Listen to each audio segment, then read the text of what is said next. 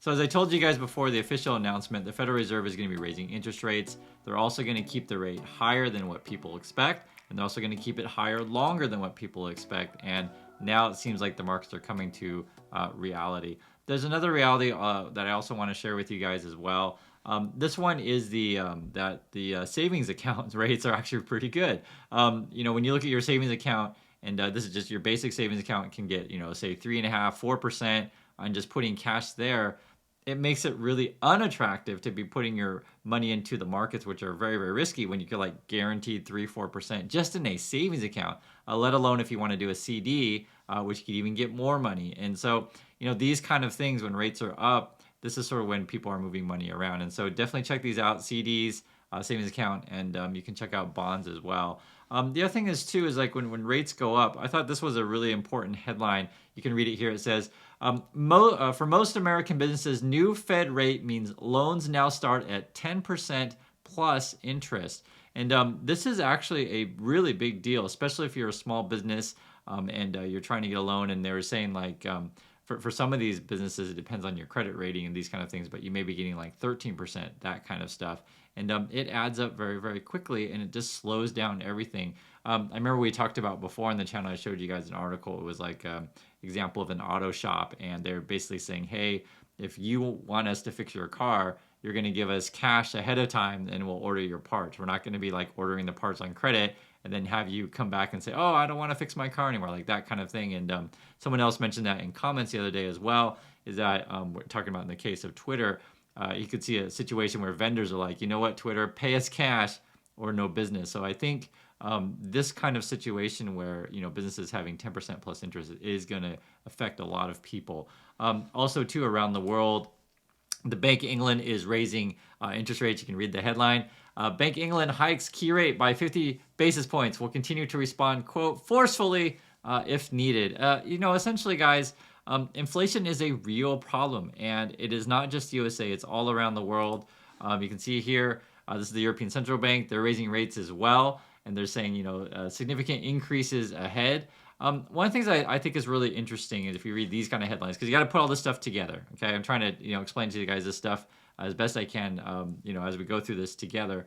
This one says, economists say good riddance to 2022, the year most of them were spectacularly wrong about inflation. So this is my opinion about this. I don't think Jay Powell is a stupid person. I think he's smart. I think a lot of the people in the Fed are also smart. However, this is something I mentioned to you guys several times. When they talk to the public, they try to give people the rosiest scenario possible. And the whole time when they were saying that inflation is going to be transitory and stuff like that, I've told you several times that I think it's all BS. Right?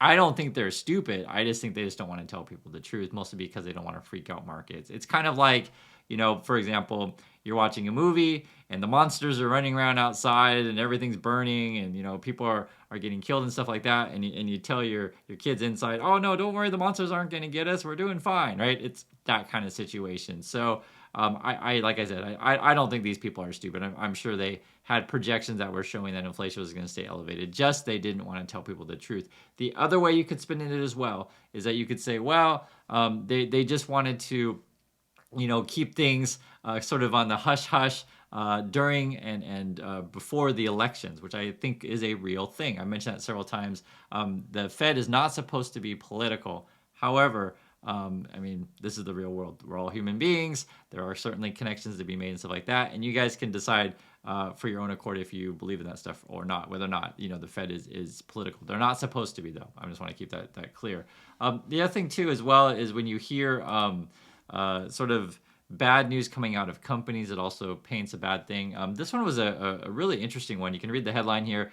Netflix lets advertisers take their money back after missing viewership targets. So the basic gist of it is that if you're something like a Netflix, or we'll use the example of Twitter again, you say, hey, I have this amount of users that you can advertise to.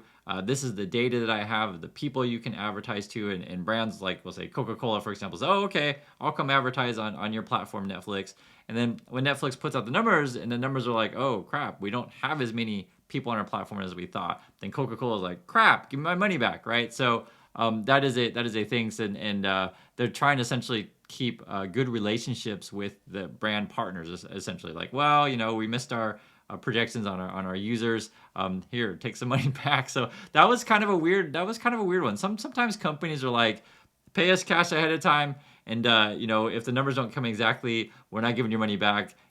Buyer beware. But that's not really a great way to do business. And Netflix is trying to keep relationship up. But this is a really, really interesting headline that I saw. The other one that was also interesting as well was I guess the mobile game industry is experiencing a slowdown for the first time, and they're saying, like, you can see mobile games market decline first time in over a decade. So essentially, too, which is I actually wasn't aware of. I mean, I knew it was coming, but I guess for many companies, mobile gaming has been like their number one revenue generator, which is really interesting because, like, I knew that video games make money. It's not like I didn't know that. But the mobile part of it has kept growing. And one of the things that people probably are unaware of, and it's been reported for many, many years, is there's a lot of essentially female gamers out there. Like, people think there's only a bunch of boys and a bunch of dudes and a bunch of male only, but no, girls game do, women game too. I can tell you a true story. My wife is always playing those matching games like Crystal Quest or whatever. You guys know the ones where you have to match the symbols. Like, people like those kind of games. And if you ever are having tough time and you can't pass a certain level, you're like, hey, $5, you can pass a level, and $5 every day starts to add up pretty quickly. Or if you want a special costume or new music, all these kind of things. But yes, mobile gaming makes money. However, it is starting to slow, and it's always kind of interesting to see, like, as the economy goes down, will people cut back on things, and what things will they cut back on? Probably, right, cut back on your Netflix, cut back on paying that $5 every day to win Crystal Quest or whatever games that you're playing. That is a thing. There is a thing also, too, in the news that the House is looking at banning TikTok. You can see the headline: bill to ban TikTok on government devices faces uncertain future in the House. Who knows? My personal opinion on TikTok is that TikTok makes people dumb. That's my personal opinion on that one. Also, too, this is a real thing. TikTok in China, it is really, really different. There's a Chinese company, but it's more closer to YouTube, where there's all kinds of different contents on there, not just people dancing for 30 seconds. It's different. And the other thing, too, is, and it's called Douyin in China. It's it's different. It's basically, well, it's the same company, but it's just different. The other thing, too, which is different in China is it's very corporate. So you'll have a lot of brands and companies and sponsored stuff, because China is different for social media. They are very, very fearful of just regular people, putting out content, meaning like, every day I could upload and say, hey, I hate the government. Hey, I hate the government. And if I want to do that today, and like, there's freedom of speech in USA, I can say, hey guys, I hate the government. Hey guys, I hate the government. I can say that every single day. Or hey guys, I hate the political party. Hey guys, I hate the political party. But in China, that's a no-go. So TikTok is really, really different in China than it is in USA, and just want to make that clear, because some people don't know that. And also, too, since we're on the topic, the subject of China, they're in a weird spot right now, because, or I say tough spot, I should say, and it's of their own making. They screwed up their COVID response, and essentially they're still dealing with COVID, whereas in other countries can go to the World Cup freely and everything's going great and having parties and just essentially back to normal. However, in China, it's not really like that, and essentially, what are you going to do? You can go crazy lockdowns, or you can open up everything, and neither has a great, result, because there's been some, essentially, studies that saying that you get up to 1 million deaths in China, because like, if you're just like, okay, we can't lock down any more people because people are really ticked off, now you're going to have the essentially the virus spread. If you don't know, and I mentioned to you several times, so China actually did want to get the Moderna vaccine, but they essentially tried to give Moderna a bad deal by saying, hey, Moderna, give us your secret formula. And if you're Moderna, I mean, like, that's where you make your money, right? You got to run a company. You can't just hand over your secret formula to the Chinese government. And then they tried to, finagle around, well, how about you partner with our companies, but our companies are going to have more advantage and stuff like that. And Moderna's like, fine, I'm just going to walk away, essentially. So they tried to make a deal, but the Chinese government just basically bumbled it, to be perfectly frank. And essentially, this is where they're at now, is they don't have good vaccines. Now, I heard something that they may try to get in some Pfizer vaccines, but I had no predictions on what Chinese government's going to do. But they basically bumbled that part out, and now they're behind the curve. And who knows? I don't know. I used to live in China. I feel sorry for the regular Chinese people, because they don't face either choice is not great, right? Either let the virus spread or lock down people that it's just basically human rights issues. And I mean, for real, like, not letting people go to the grocery store kind of stuff is pretty ridiculous. So they basically just bumbled it. And, we'll see. A couple other things are also happening in China since we're on the subject of China. The U.S. added some more Chinese companies to the blacklist. So essentially, if you guys don't know, you've been following the story, the USA has been sanctioning to essentially punish them for what they're doing with supporting Russia in the war in Ukraine. And also, too, the USA has been really targeting the semiconductor industry. And there's another thing that's been happening as well is China's been threatening Taiwan. And then Taiwan Semiconductors, and this is my opinion, Taiwan Semiconductor has been investing a ton of money into the USA. And in my opinion, they're doing that because like they want to make sure their money's safe somewhere. And I mean, just perfectly frank, the safest place to put your money is in the USA.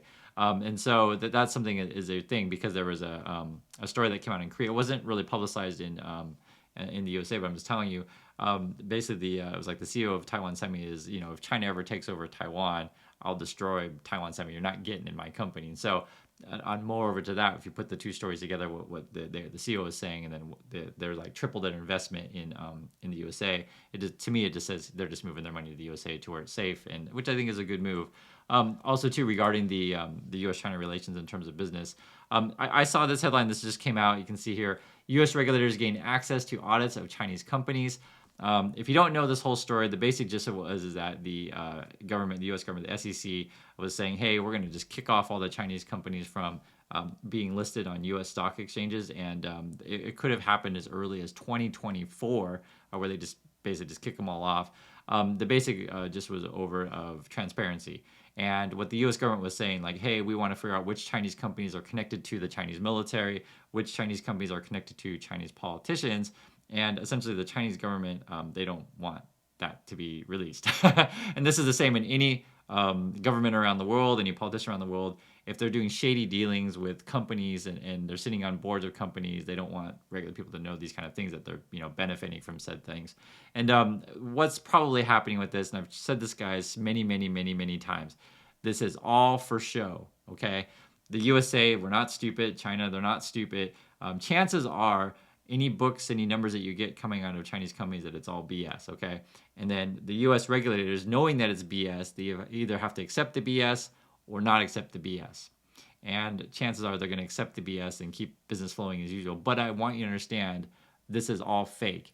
And then essentially then the U.S. regulators can come back and tell, see, we enforced our laws, everything's great, we're awesome. And the Chinese people can go back to their people and say, see, we're making business and we're awesome, but it's all fake. And this is something that you just have to accept if you want to invest in Chinese companies or anything of that nature. Accept it's all a clown show and it's all circus, and you have no idea what the government's going to do. I just want to keep that really clear. The numbers, you can't trust them.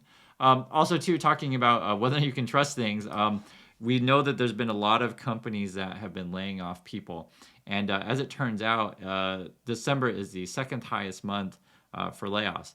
And I think you can probably guess what is the highest month for layoffs. Type in the comments, but I'll tell you, it's January. So January is the time when companies really start laying off people. So it could get really, really scary out there for a lot of people.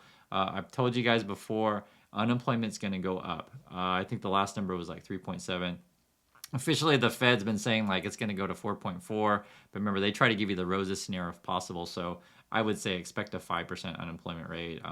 It could go as high as 10. That's sort of the range. But the actual number doesn't matter. What matters is do you have a job or not, right? It matters what your individual situation is. So that's why I say so many times in this channel, and people are like, Chris, it's a financial. Why do you talk about this stuff so much? Because having a job is related to your finances 100%. So any channel or anyone out there that doesn't talk about jobs, they're not really talking about the truth of it, right? Doesn't matter what the economy says. It doesn't matter if we're official recession or not. In your particular situation, do you have a job or not? That's the most important thing for you. And I'm telling you guys, January could be really scary. So it's like I said, it's the number one month where employees fire people. Basically, the companies, the beginning of the new year, they go through the books and they start to figure, okay, what are we planning for next year? Did we overhire or not? What are our projections for revenues coming in? Do we have enough money to keep people on staff? And in many situations, it's going to get real ugly. So I just wanted to get you guys prepared for that. There were some numbers coming out of like sort of U.S. retail performance. I guess November wasn't so great. You can see the headlines here. November retail sales and manufacturing declines point to slowing economy. So people aren't feeling so rosy, essentially. And there was one thing that I thought was really interesting, that some of the numbers that surprised me, to be perfectly frank. And essentially what this is talking about retail sales as of late. This is coming out of Bank of America and sort of their card data, so they basically know what you're spending your money on. And this was saying that people are spending more money on leisure services than they were on durable goods. And the basic gist of it is like the argument that they're making, because I don't necessarily have an explanation. This is pure conjecture, but I guess people would rather say, for example, take a trip and get out of the house and go somewhere opposed to buy you a new TV. I think I guess now that I talked through it with you, I think it's probably because we talked this before. During the pandemic, people just bought a bunch of new TVs. They don't need to buy new TVs anymore. What they really want to do now is go to Disneyland, Disney World, go to the beach, go to Miami, whatever, right? They want to get out. But the numbers here, you can see the green line is leisure services and the blue line is durable goods. So leisure services outpace durable goods by a little bit. And I want to show you this one as well. This is if you guys live in a kind of city where it has, you have like the commuter lane where you can essentially pass someone. So if you have two people in the car, you can drive in the fast lane essentially. There's a guy who was pulled over in Arizona. He put a blow up Grinch in his car. He got pulled over, and the police officer had to take a picture, and the guy's face bled out. But moral of the story is, don't drive around with a Grinch in your car trying to cheat the system. You make it too obvious. If you're gonna do it, this is a true story. When I was in LA, you would see people do this all the time. They would just put a hat on top of their seat and try to make like a fake person. So for those of you who don't live in these kind of states, it's a real thing. If you have two people in the car, you can drive the commuter lane, which basically you can drive faster. Some people try to cheat it, but if you put a Grinch in your thing, you're gonna get caught. At least in Arizona, don't do it. Not a good idea. And I think the officer's laughing at you, and they're probably not gonna be mean to you. They're just gonna give you the ticket and say, don't do it and whatever. So anyway, that's been your daily news. Thanks again for watching, and don't try to do it with the Grinch. Try a different method if you're going to do it, but I'm not advising either. So thanks again, and I'll catch you guys in the next video.